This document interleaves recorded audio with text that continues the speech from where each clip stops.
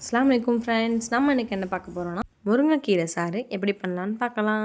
இது என்னென்னா வெங்காயம், தக்காளி, அப்புறம் மிளகாய் தேவையானலாம் எடுத்துக்கோங்க.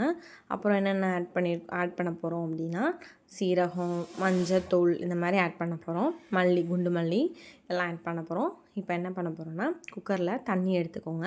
தேவையான அளவுக்கு எவ்வளோ சாறு வேணுமோ அவ்வளோ அளவுக்கு தண்ணி எடுத்து வச்சுக்கோங்க. அதில் கொஞ்சோண்டு மல்லி, ஒரு 2 ஸ்பூன் அளவுக்கு மல்லி, அப்புறம் நாங்கள் நிறையா கீரை எடுத்து வச்சுருக்கோம். ஒரு 4-5 பேர் சாப்பிட்ற மாதிரி கீரை. இதில் நம்ம நறுக்க வச்சிருந்த இன்க்ரீடியன்ட் எல்லாத்தையும் இதில் ஆட் பண்ணிக்கலாம். வெங்காயம், தக்காளி, அப்புறம் மிளகாய், பச்சை மிளகா தான் போட்டிருக்கு, 2 போட்டால் போதும். அப்புறம் இப்போ 2 ஸ்பூன் நல்லா சீரகம் போடுங்க. சீரகம் நம்ம உடம்பு நல்லா சீராக்கும். ஸோ அது நல்லா பெனிஃபிட் கொடுக்கும். மஞ்சள் தூள் போட்டுக்காங்க. நல்லா என்னுடைய இம்யூனிட்டி பூஸ்ட் பண்ணும், ஆன்டிபயோட்டிக்கு கூட. ஸோ இது நல்லா ஹெல்ப் பண்ணும்.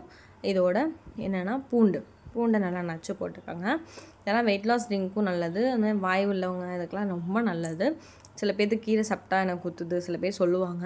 ஆனால் அது அப்படி கிடையாது. இதை சாப்பிட்டா ரொம்ப நல்லது. நல்லா இம்யூனிட்டியும் பூஸ்ட் பண்ணும். நல்லா நமக்கு ரத்தத்தையும் சுத்தப்படுத்தும், ரத்தத்தை கூட்டி விடும். ஸோ இது மாதிரி நிறைய பெனிஃபிட்ஸ் இருக்குது. ஸோ சாப்பிடுங்க.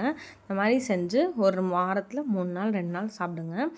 இதை என்ன பண்ண போகிறோம் அப்படின்னா நல்லா கலக்கி விட்டு இப்போ குக்கரில் விசில் வச்சுட போகிறோம். ஒரு 2 விசில் வந்ததுக்கப்புறம் ஆஃப் பண்ணிடுங்க. நல்லா வெந்ததுக்கப்புறம் இது டக்குன்னு வெந்துடும். ஏன்னா கீரை வகைகள் தானே, ஸோ டக்குன்னு வெந்துடும். இதோட சாறு அவ்வளோ நல்லது, சாப்பிடுங்க.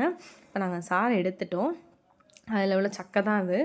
சாறு எடுத்துகிட்டு அதோட லெமன் புழிஞ்சு சாப்பிட்டிங்கன்னா ரொம்ப டேஸ்ட்டாக இருக்கும். லெமனும் ரொம்ப நல்லது, விட்டமின் சி எல்லாமே சேர்ந்துருக்கனால இது ஒரு மல்டி விட்டமின். அஸ்ஸலாமு அலைக்கும். தேங்க்யூ ஃபார் வாட்சிங்.